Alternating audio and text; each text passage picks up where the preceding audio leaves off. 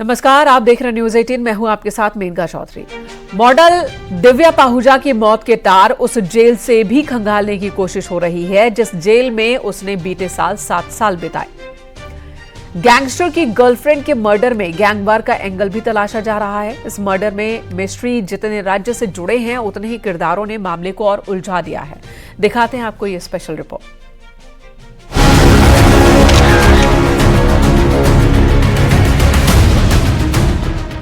भारत के 2 बड़े शहर एक मर्डर से दहल चुके हैं। मर्डर एक मॉडल का हुआ है।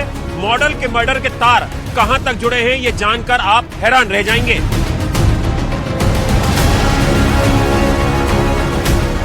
इस मर्डर केस में गैंगस्टर भी है, जिसमें बिजनेसमैन भी है, एक्सटॉर्शन भी है और इस केस में ब्लैकमेलिंग भी है। इस मर्डर केस के तार मुंबई से लेकर गुरुग्राम तक फैले हुए हैं। मॉडल दिव्या पाहुजा का मर्डर। देश में मर्डर इस वक्त सबसे ज्यादा चर्चा में है। मॉडल की हत्या एक होटल के रूम में की गई और फिर उसकी लाश को ठिकाने लगाने की साजिश की गई। दिव्या पाहुजा की मर्डर को लेकर जांच बड़ी तेजी से आगे चल रही है। मुंबई से लेकर गुरुग्राम तक सब ये जानना चाहते हैं कि आखिर मॉडल दिव्या पाहुजा को क्यों मारा गया और क्या इसके पीछे कोई बड़ी साजिश है। गुरुग्राम में मॉडल दिव्या पाहुजा की मौत के बाद जब उसकी लाश को गुरुग्राम से जिस गाड़ी में लाया गया वो गाड़ी पटियाला के बस स्टैंड में बरामद हुई। अब इस मर्डर केस को बहुत गौर से समझिए। किसका मर्डर हुआ, कौन कौन शामिल रहा और अब कौन सा नाम ऐसा है जो पूरी इन्वेस्टिगेशन में निकलने वाला है, क्योंकि गुरुग्राम में मॉडल की हत्या का केस पेचीदा होता जा रहा है।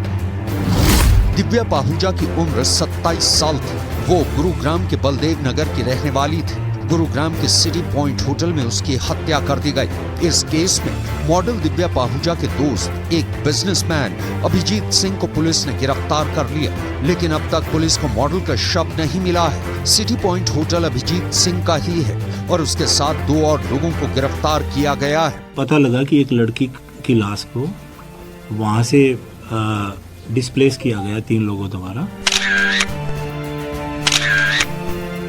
2 जनवरी की रात हत्या की वारदात को अंजाम देने की बात सामने आ रही है। 1 और 2 जनवरी को दिव्या अभिजीत सिंह के साथ ही थी। इस हत्या के पीछे 3 लोगों का हाथ अब तक सामने आया है और उन तीनों में से एक है मुख्य आरोपी अभिजीत।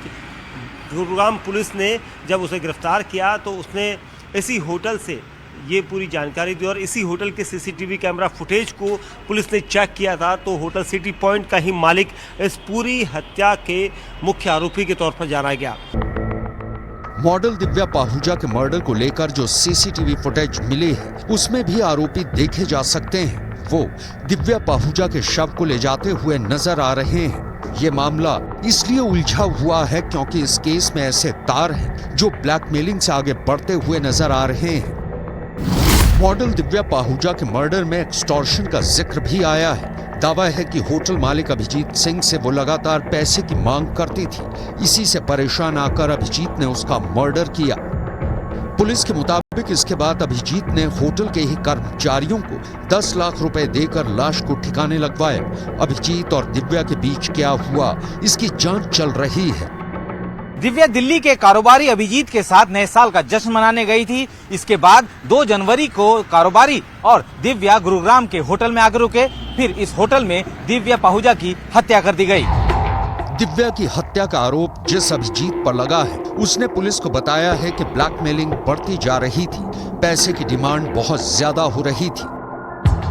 उसने ये बताया पुलिस को कि उसके कुछ ऐसे अश्लील फोटोज और वीडियो दिव्या पाहुजा के मोबाइल फ़ोन पर थे और दिव्या पाहुजा को जब वो 2 जनवरी की रात को यहाँ पर लेकर आया था तो उस दौरान उन दोनों का उस कमरे में जो कमरा नंबर 111 था वहाँ पर झगड़ा हुआ और वो चाहता था कि उसके फ़ोन का उस पासवर्ड को लेकर वो उसके अंदर जो अश्लील फ़ोटोज़ हैं उसके उनको वो डिलीट कर सके।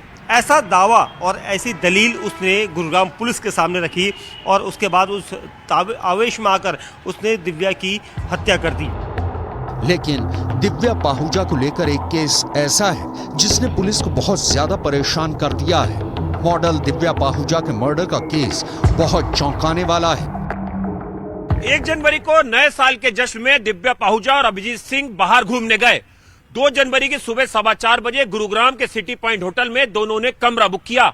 2 जनवरी की ही शाम को अभिजीत सिंह ने अपने बाकी साथियों के साथ मिलकर दिव्या पाहुजा की कत्ल की वारदात को अंजाम दिया और फिर लाश को अपनी BMW कार में डाला और उसे ठिकाने लगाने भेज दिया।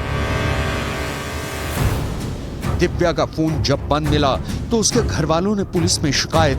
इसी तरह फोन की लोकेशन ट्रेस करते हुए पुलिस सिटी पॉइंट होटल पहुंची और वहां के CCTV की फुटेज को देखकर हैरान रह गई। दिव्या नाम की लड़की जिसकी 27 साल की उम्र है, उनके परिवार वालों ने बताया कि लड़की किसी अभिजीत नाम के, जो कि सिटी पॉइंट होटल गुड़गांव का मालिक है, उनके साथ गई थी और अब उनका मोबाइल स्विच ऑफ आ रहा है।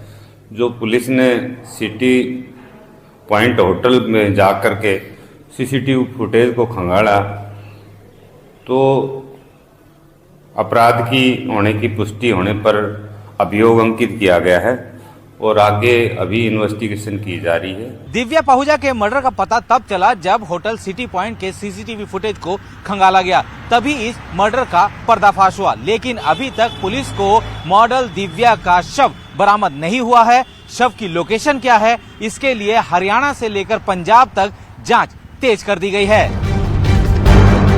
पुलिस को शक है कि दिव्या के शव को ठिकाने लगाने के लिए जो लोकेशन है वो हरियाणा से लेकर पंजाब तक हो सकती है। लेकिन दिव्या पाहुजा को 2023 में जमानत मिल गई थी। अब 2024 में दिव्या पाहुजा का मर्डर हो गया है और इस पूरे केस को गैंगस्टर संदीप गंडोली के एनकाउंटर से भी जोड़ा जा रहा है। दिव्या पाहुजा गुरुग्राम के मोस्ट वांटेड और इनामी बदमाश गैंगस्टर संदीप गांडोली की गर्लफ्रेंड थी। गैंगस्टर संदीप गांडोली 2016 में मुंबई के होटल में पुलिस मुठभेड़ में मारा गया था। हालांकि इस एनकाउंटर को फर्जी बताते हुए गुरुग्राम के 5 पुलिस कर्मियों के खिलाफ हत्या का केस दर्ज हुआ था।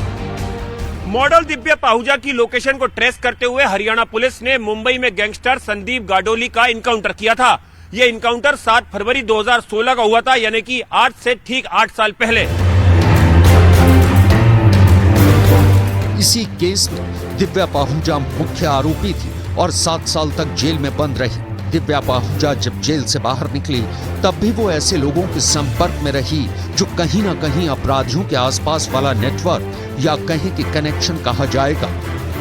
मुंबई पुलिस ने संदीप गांडोली मर्डर केस में उसकी गर्लफ्रेंड दिव्या पाहुजा और गैंगस्टर बिंदर गुज्जर को गिरफ्तार किया था, क्योंकि जांच में ये एनकाउंटर पूरी तरह से फर्जी निकला था। बिंदर गुज्जर और इस एनकाउंटर में शामिल कई पुलिस वाले अभी भी जेल में हैं। दिव्या पाहुजा 7 साल मुंबई की जेल में काटने के बाद 6 महीने पहले ही जेल से जमानत पर रिहा हुई थी और गुरुग्राम पहुंची थी। दिव्या पाहुजा केस में जो बिजनेसमैन अभिजीत गिरफ्तार किया गया है वो हरियाणा के हिसार का रहने वाला है। अभिजीत की गैंगस्टर बिंदर गुर्जर से जान पहचान थी। बताया जा रहा है कि दिव्या पाहुजा ने गैंगस्टर बिंदर के इशारे पर 2016 में गैंगस्टर संदीप गांडोली की मुखबरी की थी। दिव्या पाहुजा गैंगस्टर संदीप गांडोली की गर्लफ्रेंड थी और दिव्या की वजह से ही संदीप गांडोली का फर्जी एनकाउंटर हुआ था। मॉडल दिव्या पाहुजा का नाम गैंगस्टर संदीप गांडोली से जुड़ता है। दिव्या पाहुजा मुंबई जाते समय उसने अपना फेसबुक लोकेशन शेयर किया था, जिसके बाद एनकाउंटर हो गया। संदीप गांडोली एनकाउंटर में सबसे बड़ी वजह दिव्या पाहुजा को ही बताया गया है।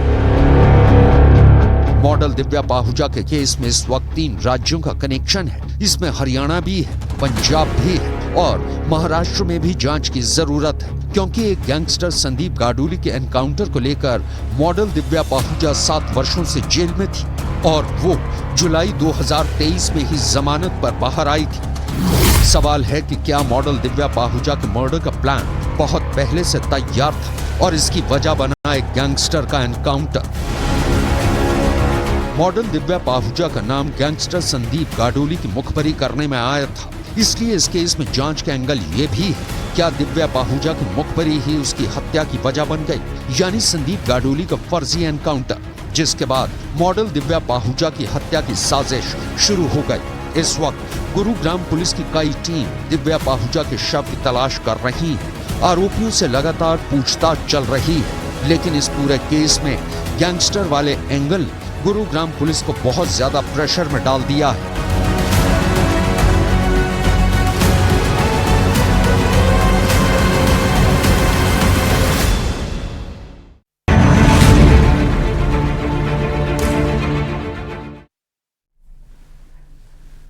लखनऊ में माफिया मुख्तार अंसारी के करीबी बिल्डर सिराज अहमद के अस्पताल पर बुलडोजर वाली कार्रवाई हुई। एलडीए की टीम ने यह एक्शन लिया और आपको बता दें, एलडीए ने अस्पताल सील किया था। आरोपों के मुताबिक एलडीए से बिना नक्शा पास कराए ही अस्पताल का निर्माण हुआ था और अब चला बुलडोजर, जिसके बाद ये पूरा का पूरा अस्पताल जमींदोज हो गया। इससे पहले भी सिराज अहमद के कई और प्रॉपर्टीज पर भी कार्रवाई हुई है।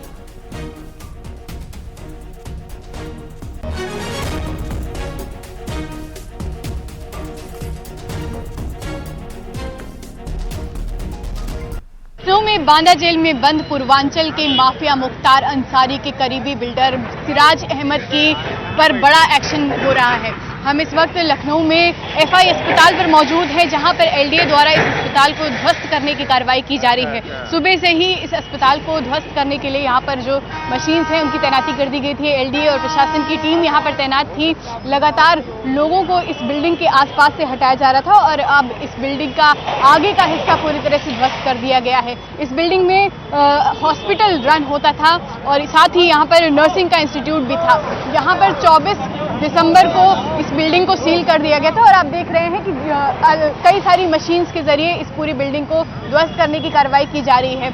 आगे के हिस्से में इस बिल्डिंग के कुछ दुकानें भी बनी हैं, उनको भी यहाँ पर 24 दिसंबर को ही सील कर दिया गया था और कहा जा रहा है कि ये जो नक्शा है वो पूरी तरह से अवैध है, वो एलडीए द्वारा पास नहीं है। हम आपको ये दुकानें भी दिखाते हैं कि यहाँ पर कई सारी दुकानें हैं जो कि एलडीए द्वारा सील की गई हैं। इन पर शटर्स पर आप देख रहे हैं, यहाँ पर लिखा हुआ है कि एलडीए द्वारा सील।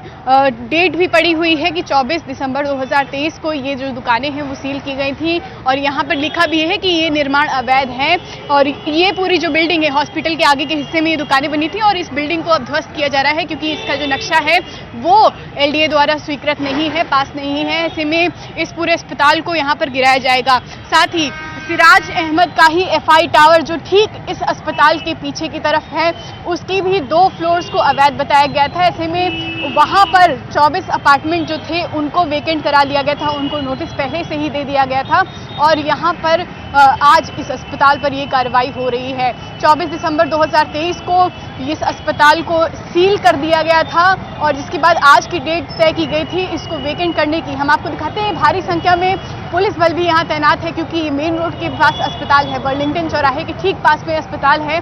ऐसे में कोई अनहोनी ना हो, लोगों को कोई नुकसान ना हो, जो मलबा गिरे उससे कोई दिक्कत ना हो, उसको देखते हुए यहाँ पर भारी संख्या में पुलिस बल भी तैनात है। इधर प्रतापगढ़ में नगरपालिका की जमीन पर किए गए अवैध कब्जे को बुलडोजर से हटवाया गया। अवैध कब्जे पर करीब 2.5 घंटे चली कार्रवाई से पूरे इलाके में हड़कंप मच गया। प्रयागराज अयोध्या हाईवे किनारे नगर कोतवाली के चिलबिला इलाके में बुलडोजर एक्शन हुआ है। नगरपालिका की करोड़ों की जमीन अराजक तत्वों ने अवैध रूप से कब्जा कर ली थी। अब इस जमीन को कब्जा मुक्त करवाया गया है।